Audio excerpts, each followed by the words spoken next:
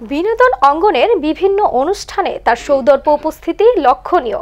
নানা প্রসঙ্গে কথা বলতে গিয়ে প্রভা তার জীবনের প্রথম প্রেম প্রসঙ্গেও কথা বলেছেন, তবে সেই প্রেমিক কে তা বলেননি প্রভা।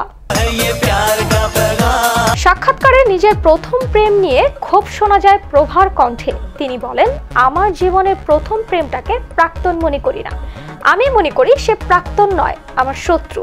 কারণ প্রাক্তন এতটা হিংস্র হতে পারে না, আমার কাছে যে অস্বস্তিকর সে আমার প্রাক্তন হতেই পারে না।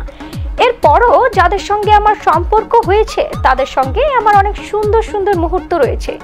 এত গুণবান প্রাক্তনদের সঙ্গে আমি তাকে তুলনাই করতে চাই না। কথা প্রসঙ্গে প্রভা বলেন, প্রাক্তন শব্দটা আমার ভীষণ প্রিয়। মানুষটার সঙ্গে খারাপ ঘটনা ঘটেছে বলেই তো সম্পর্কটা শেষ হয়েছে, তার সঙ্গে সুন্দর ঘটনাও কিন্তু রয়েছে।